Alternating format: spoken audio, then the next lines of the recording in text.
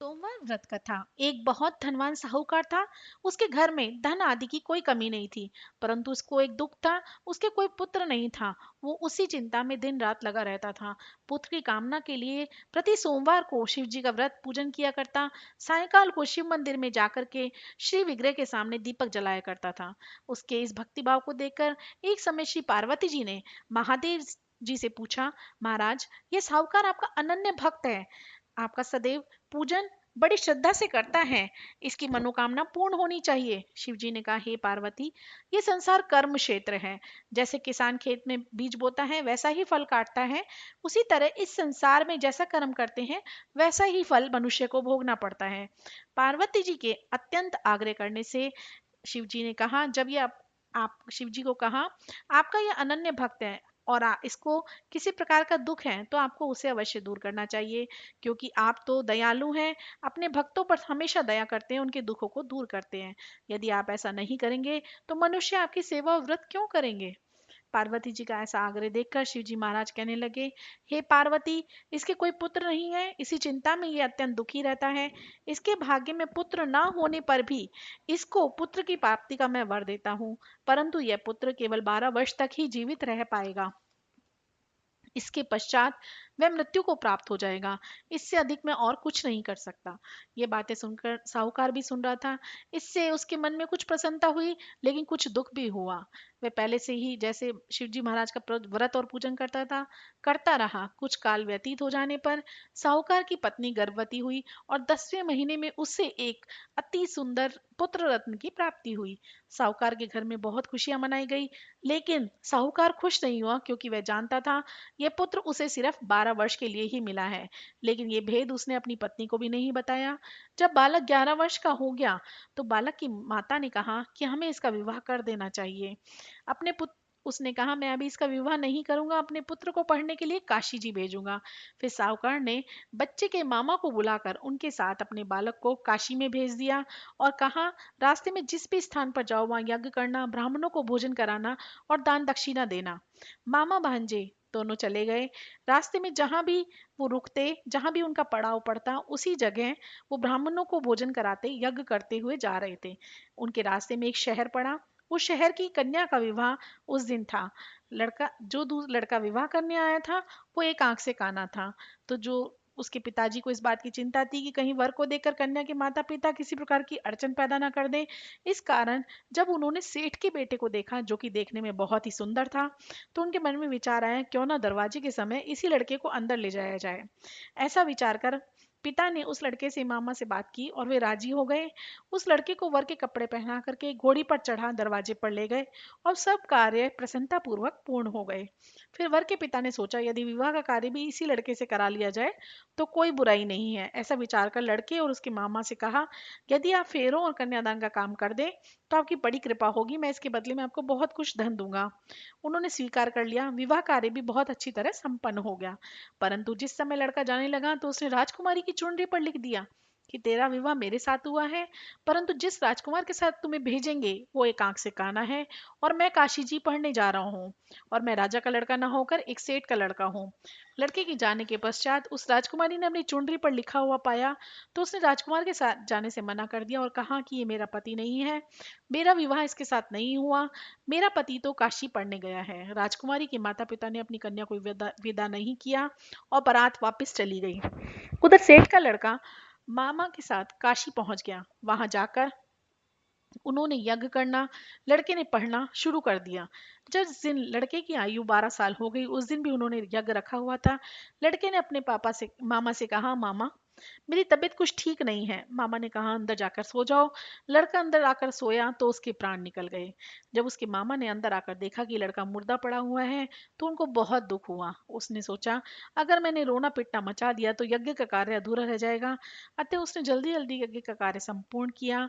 ब्राह्मणों के जाने के बाद उसने रोना पीटना शुरू किया।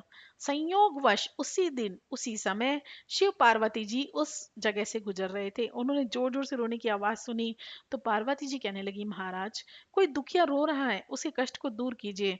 जब शिव पार्वती ने पास जाकर देखा तो वहां पर वही सेठ का लड़का मुर्दा पड़ा हुआ था। पार्वती जी कहने लगी, महाराज, ये तो उसी सेठ का लड़का है जो आपके वरदान से हुआ था। शिव जी कहने लगे, हे महा पार्वती, इसकी आयु इतनी ही थी, सो यह भोग चुका। तब पार्वती जी ने कहा, हे महाराज, इस बालक को और आयु न दो, नहीं तो इसके माता पिता तड़प तड़प कर मर जाएंगे। पार्वती जी के बार बार आग्रह करने पर शिव जी ने उसको जीवन वरदान दिया और शिव जी महाराज की कृपा से लड़का जीवित हो गया। शिव पार्वती कैलाश पर्वत चले गए। जब वह लड़का अपने मामा के साथ उसी प्रकार यज्ञ करता और ब्राह्मणों को भोजन कराता हुआ अपने शहर की ओर चल पड़ा। रास्ते में वो उसी शहर में आए थे जहां पर उसका विवाह हुआ था। वहां पर आके उन्होंने यज्ञ करना आरंभ कर दिया तो उस लड़के के ससुर ने उसको पहचान लिया और महल में ले जाकर उनकी बहुत खातिर की। साथ ही बहुत दास दासियों सहित आदर पूर्वक लड़की और जमाई को विदा किया। जब वे अपने शहर के निकट आए तो मामा ने कहा कि मैं पहले तुम्हारे घर जाकर खबर दे देता हूँ।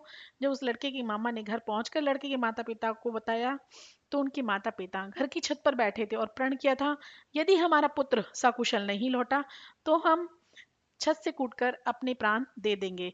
अगर वो सही सकुशल घर लौटा तो हम राजी खुशी नीचे आ जाएंगे। इतने में लड़के के मामा ने आकर समाचार दिया, आपका पुत्र आ गया है। तो उनको विश्वास नहीं आया। तब उन्होंने मामा ने शपथ पूर्वक कहा, आपका पुत्र अपनी स्त्री के साथ बहुत सारा धन लेकर आया है। तो सेठ ने आनंद के साथ उसका स्वागत किया और बड़ी प्रसन्नता के साथ रहने लगे। इस प्रकार से जो कोई भी सोमवार के व्रत को धारण करता है, बहुत ही श्रद्धा और भक्ति के साथ इस व्रत को करता है, इस कथा को पढ़ता अथवा सुनता है, उसकी समस्त मनोकामनाएं पूर्ण होती हैं। ओम नमः शिवाय। जय शिव ओमकारा, स्वामी हर शिव ओमकारा, ब्रह्मा विष्णु सदा शिव अर्धांगी धारा। ओम हर हर हर महादेव। एकानन चतुरानन पंचानन राजे, हंसानन गरुड़ासन वृषवाहन साजे। ओम हर हर हर महादेव। दो भुज चार चतुर्भुज 10 भुज ते सोहे, तीनों रूप निरखता त्रिभुवन जन मोहे। ओम हर हर हर महादेव।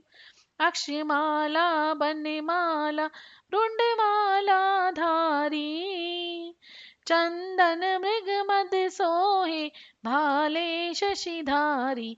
ओम जय शिव ओमकारा।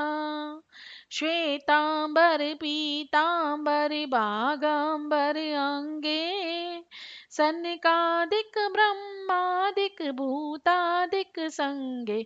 ओम जय शिव ओमकारा। कर में श्रेष्ठ कमंडल चक्र त्रिशूल धरता, जग करता दुख हरता जग पालन करता। ओम हर हर हर महादेव। ब्रह्मा विष्णु सदा शिव जानत अविवेका, प्रणवाक्षर के मध्य ये तीनों एका। ओम हर हर हर महादेव। थे गुण स्वामी जी की आरती जो कोई नर गावे, कहत शिवानंद स्वामी भजन हरि हर स्वामी, मनवांछित फल पावे। ओम जय शिव ओमकारा। ओम नमः शिवाय, ओम नमः शिवाय, ओम नमः शिवाय। कर्पूर गौरव करुणावतारम, संसार सारम भुजगेन्द्रहारम, सदा वसन्तं हृदयारविन्द्रे, भवं भवानी सहितं नमामि। त्वमेव माता च पिता त्वमेव, त्वमेव बन्धु च सखा त्वमेव, त्वमेव विद्या च द्रविणं त्वमेव, त्वमेव सर्वं मम देव देव, त्वमेव सर्वं मम देव देव। ओम नमः शिवाय। हर हर महादेव। भगवान शिव शंकर आप सभी की सभी मनोकामनाएं पूर्ण करें। जय श्री राम।